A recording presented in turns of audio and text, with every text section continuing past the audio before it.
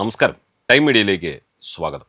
നമ്മുടെ എല്ലാവരുടെയും ജീവിതത്തിലെ ഏറ്റവും പ്രധാനപ്പെട്ട തിരിച്ചറിയൽ രേഖയാണ് ആധാർ എന്ന കാര്യത്തിൽ ആർക്കും ഒരു സംശയവുമില്ല.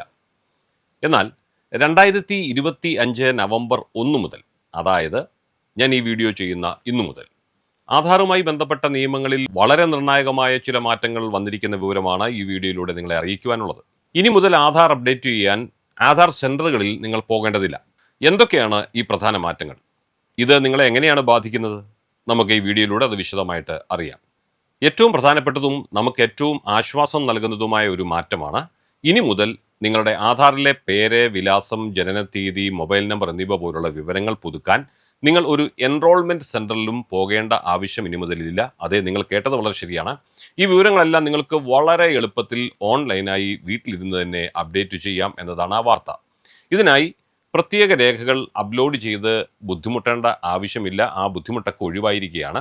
ഇതെങ്ങനെയാണ് സാധ്യമാകുന്നത് എന്ന് ചിലർക്കെങ്കിലും സംശയം തോന്നിയേക്കാം.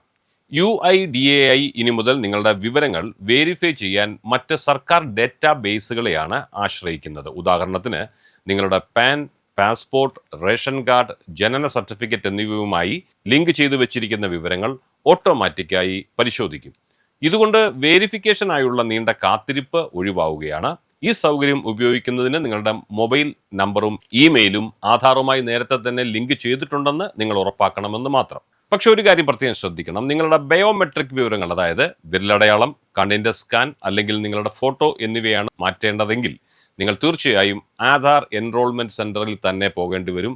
ഓൺലൈൻ സൗകര്യം, വീട്ടിലിരുന്ന് ചെയ്യാനുള്ള സൗകര്യം അതിന് ലഭ്യമല്ല. ഇതോടൊപ്പം ആധാർ കേന്ദ്രങ്ങളിലെ അപ്ഡേറ്റ് ഫീസുകളിലും മാറ്റം വന്നിട്ടുണ്ട്. നിങ്ങളുടെ പേര്, വിലാസം, മൊബൈൽ നമ്പർ എന്നിവ സെൻറ്ററിൽ പോയി മാറ്റാൻ 75 രൂപ ചിലവാകും.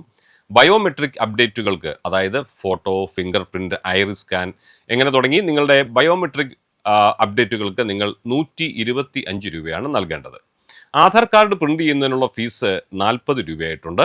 ഇവിടെ 2 പ്രധാന ഇളവുകളുണ്ട്. ഒന്ന്, 5 മുതൽ 7 വരെയും 15 മുതൽ 17 വരെയും പ്രായമുള്ള കുട്ടികൾക്ക് ബയോമെട്രിക് അപ്ഡേറ്റ് ചെയ്യുന്നത് പൂർണ്ണമായും സൗജന്യമായിരിക്കും.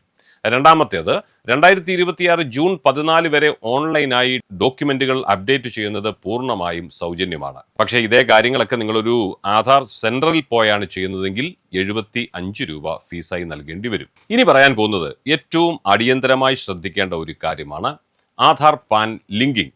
ഇപ്പോൾ എല്ലാ പാൻ കാർഡ് ഉടമകളും 2025 ഡിസംബർ 31 അവരുടെ പാൻ ആധാറുമായി നിർബന്ധമായി ലിങ്ക് ചെയ്തിരിക്കണം. ഇത് അവസാന തീയതിയാണ്. അങ്ങനെ ചെയ്തില്ലെങ്കിൽ 2026 ജനുവരി 1 മുതൽ നിങ്ങളുടെ പാൻ കാർഡ് പ്രവർത്തനരഹിതമാകും. അതായത് പിന്നീട് നിങ്ങൾക്ക് ബാങ്കിങ് ആവശ്യങ്ങൾക്കോ മറ്റ് സാമ്പത്തിക ഇടപാടുകൾക്കോ നിങ്ങളുടെ സ്വന്തം പാൻ കാർഡ് ഉപയോഗിക്കാൻ കഴിയില്ലെന്നർത്ഥം.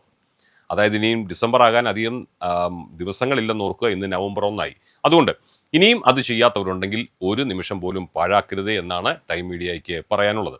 കൂടാതെ ബാങ്കുകളിലും മറ്റ് ധനകാര്യ സ്ഥാപനങ്ങളിലുമുള്ള KYC പ്രക്രിയകളും ഇപ്പോൾ വളരെ ലളിതമാക്കിയിട്ടുണ്ട്. ആധാർ OTP വഴിയോ വീഡിയോ KYC വഴിയോ വേഗത്തിൽ പേപ്പർ രഹിതമായി KYC പൂർത്തിയാക്കാൻ നിങ്ങൾക്ക് സാധിക്കും. അപ്പോൾ ഇത്രയുമാണ് ആധാറുമായി ബന്ധപ്പെട്ട പുതിയ മാറ്റങ്ങൾ. വീട്ടിൽ ഇരുന്നു കൊണ്ട് തന്നെ വിവരങ്ങൾ അപ്ഡേറ്റ് ചെയ്യാനുള്ള സൗകര്യം തീർച്ചയായും നമ്മുടെ സമയവും യാത്രയും ലാഭിക്കാൻ സഹായിക്കും. പക്ഷേ ഏറ്റവും പ്രധാനം ആധാർ പാൻ ലിങ്കിങ് ആണ്. 2025 ഡിസംബർ 31 എന്ന പ്രധാനപ്പെട്ട തീയതി മറക്കരുത്. ഉടൻ തന്നെ ലിങ്ക് ചെയ്യുക.